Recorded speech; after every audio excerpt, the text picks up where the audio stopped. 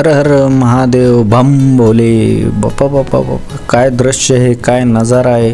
खरंच देव का अशा मंदिरांना राहायचे आज कळालं. हे मंदिरच एवढे सुंदर तर देव किती सुंदर असतील हे बघूया आपण आता थोड्याच वेळात. अरे ह्या कॉलेज सोडून इकडं काय करताय असे माझ्या मनात विचार आले असता त्यांना पण भगवंताच्या भक्तीने ओढून आणलं असं मला वाटलं. आणि नंतर मी समोर दर्शनासाठी गेलो भगवंताच्या चरणी. आपण बघू शकता, आपण जसं जसं जवळ जातोय तसं तसं मंदिर खूपच छान आणि आकर्षक वाटतं. बाहेरून बघताना पण खूप छान वाटत होतं. ज्यावेळेस मी मधात एंटर केलं, ज्यावेळेस आतमध्ये आलो त्यावेळेस एकदम डोळ्याचे पारणे फिटतील असं दृश्य दिसलं. त्यानंतर आपण आलो आहोत या मंदिरामध्ये प्रवेश केला आणि मंदिरामधली प्रत्येक गोष्टी मी आपल्याला सांगणार आहे या व्हिडिओमध्ये. गोंदेश्वर हे जे मंदिर आहे ते याच्या साईडने एक तलाव आहे. त्या तलावात तो तलाव खांदून त्याचा दगड वापरून हे मंदिर बांधलं अशी शक्यता आहे. गोंदेश्वर मंदिर हे भूमिज नागर अशा मिश्र शैलीमध्ये हे मंदिर बांधलेलं आहे. मुख्य मंदिर हे भूमिज शैलीत बांधलेलं आहे व बाकी 4 मंदिरे ही नागर शैलीत बांधलेली आहे. मंदिराच्या बाजूने विष्णू, गणपती, सूर्य आणि शक्ती असे 4 मंदिरे आपल्याला पाहायला मिळतात.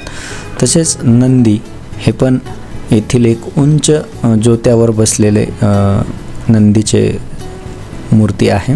सिन्नरच्या मंदिराचे मुख्य शिवमंदिराची रचना अंबरनाथ येथील भूमिज शैलीतील शिवमंदिराशी मिळती जुळती आहे असं सांगण्यात येत आहे. मंदिराच्या मंडपावर एक मुख्य खांबावर थोड्या छोट्या मोठ्या आकाराच्या मूर्त्या कोरलेल्या आहेत. त्या पण आपण बघू शकतो. मंदिराच्या मध्ये 4 खांब आहेत, ते आपण त्या मूर्त्या बघू शकतो. छोट्या आणि मोठ्या आकाराच्या आहेत. मंदिराचा मंडप अगदी आकर्षक आहे. मंदिरात गेल्यानंतर आवाज घुमतो आणि त्या आवाजाने माणूसही शिवभक्तीत विलीन होतं असं तरी मला वाटतंय. आणि जसा मी आतमध्ये आलो, बाबा महादेवाला जसं काय बायकांनी घेरूनच घेतलं आहे. या सगळ्या गोष्टी पाहता मलाही वाटलं की आपण महादेवाच्या प्रेमात पडू की काय. महादेव यांना पूजण्यासाठी बऱ्याचशा महिला आणि मुलीसुद्धा आल्या होत्या. तसंच साईडला इथे बघता आपण काही मुली फोटोशूटसाठी पण आल्या होत्या. त्यामध्ये मला पण त्यांचा फोटो घ्यावा असा वाटला. नंतर मी मंदिराच्या गाभाऱ्यात गेलो. गाभाऱ्यात गेल्या असता तिथं प्रचंड गर्दी होती, त्यामुळे थोडासा वेळ लागला आणि दर्शनाचा लाभ घेतला. आतमध्ये सगळ्या महिला गेल्यानंतर मी आणि माझ्या आईने येथे दर्शन घेतले.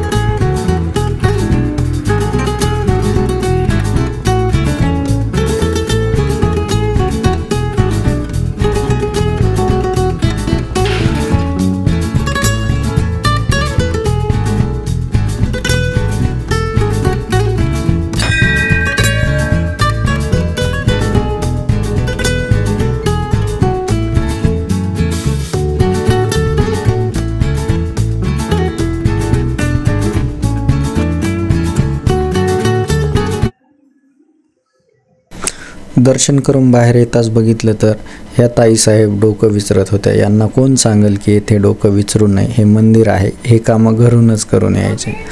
आणि नंतर समोर गेलो. समोर जाता क्षणी जवळच मंदिराच्या पायथ्याशी एक महादेवाची छोटीशी पिंड आहे. ती पण माणसाचं मन वेधून घेईल अशी आहे.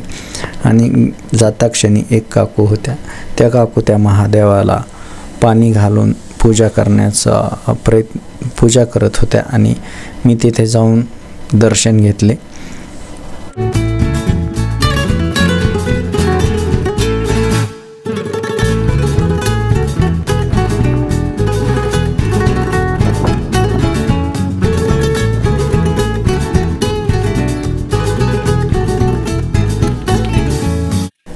आणि हे काय बघतोय मी, कॉलेज सोडून मंदिरामध्ये यांचा फोटोशूट चालू आहे. वा रे वा, अशाच प्रगती करीत राहा. आज कळालं मला सर्व मुली टॉप का येतात, कारण त्या भगवंताच्या भक्तीत विलीन होतात आणि कॉलेज बंक करून मंदिरांनी हिंडतात. चला तर मग त्यांचा फोटोशूट सुरू होता आणि आपलाही तसंच चालू होता. आता मंदिराच्या बाह्य बाजूने आपण थोडंसं दाखवूयात आणि बाह्य बाजू बघून घेऊयात.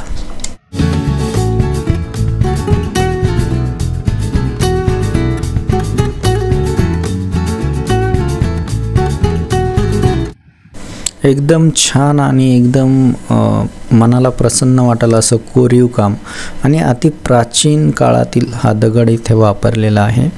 आपण बघू शकता, खूपच छान वाटतं, मन प्रसन्न होतं. आपण जर जवळ कुठे राहत असाल तर नक्कीच व्हिजिट करा, किंवा आपण कुठेही असाल तर आपण या मंदिराला व्हिजिट करा. मनाला खूप समाधान वाटेल. मंदिराचं शिखर बघू शकता, खूपच छान आहे आणि आवडेल आपल्याला, याची मी खात्री देतो.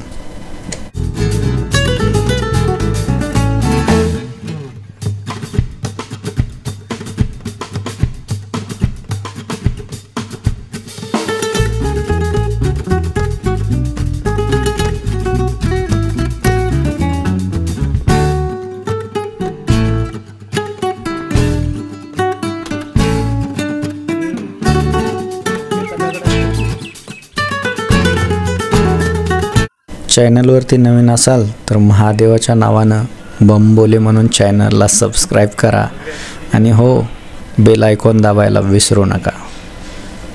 नमस्कार.